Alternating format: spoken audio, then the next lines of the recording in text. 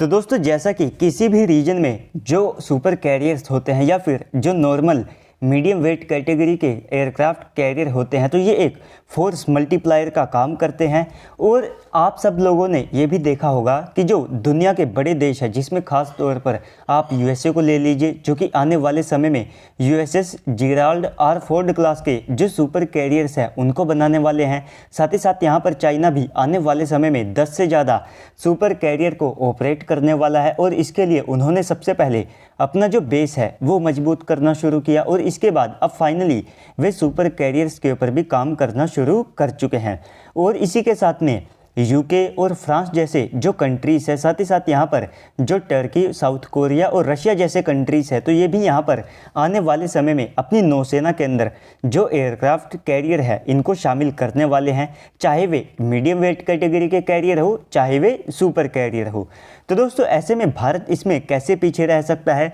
और भारत भी पहले से एक कैरियर यानी कि आईएनएस विक्रांत को बना चुका है और इसके बाद में फ्यूचर सुपर कैरियर्स को लेकर के एक बड़ी स्टेटमेंट हमारे डिफेंस मिनिस्टर के द्वारा दी गई है। तो दोस्तों वीडियो को शुरू करने से पहले आप सभी लोग वीडियो को लाइक करके कमेंट सेक्शन में जा करके जय हिंद कमेंट कर दीजिएगा।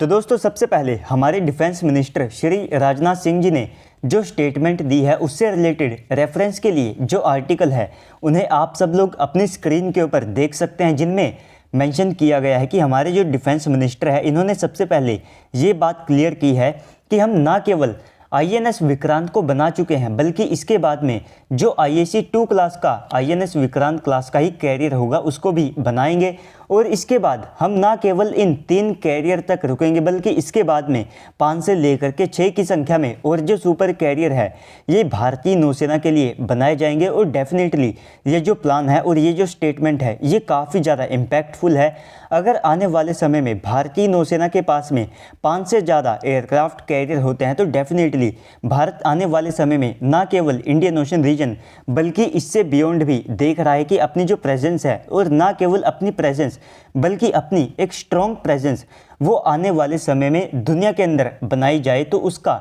जो पॉइंट ऑफ व्यू है और साथ में जो स्कोप है वो यहाँ पर साफ तौर पर इस फ्यूचर प्लान से दिखता है। और अगर आप बात करते हैं इन सुपर कैरियर को बनाने के लिए कैपेबिलिटीज़ की, तो दोस्तों हम पहले से आईएनएस विक्रांत को बना चुके हैं। इसके बाद में इसी क्लास का एक और कैरियर बनाया जाएगा जो कि 45,000 टन के डिस्प्लेसमेंट के साथ में आएगा और साथ ही साथ यहाँ पर ये लगभग 28 से ज़्यादा जो एयरक्राफ्ट है उनको अपने साथ में कैरी करने में सक्षम होगा। तो हमारा जो कोचिन शिपयार्ड लिमिटेड है तो इनके अनुसार ये इसके सिस्टर क्लास कैरियर को केवल 5 साल के अंदर बना करके तैयार कर सकते हैं और अगर हमको एक सुपर कैरियर चाहिए तो उसको हम केवल 9 साल के अंदर बना करके तैयार कर सकते हैं। तो इस प्रकार की जो कैपेबिलिटीज़ हैं ये अब हमारे CSL के द्वारा डेवलप की जा चुकी है और इनके द्वारा जल्द ही अपना जो 70,000 टन का ड्राई डॉक है वो भी यहाँ पर ऑपरेशनल कर दिया जाएगा, जिसके बाद में भारत काफ़ी ज़्यादा तेज़ी से अपने जो नेवल शिप है या फिर जो कैरियर है इनको बना पाएगा। और इसके बाद में अगर आप बात करते हैं इनके लिए आवश्यक टेक्नोलॉजीज़ की, तो देखिए दोस्तों आने वाले समय में हम ईमाल सिस्टम का इस्तेमाल करने वाले हैं और साथ में जो पंप जेट प्रोपल्सन सिस्टम है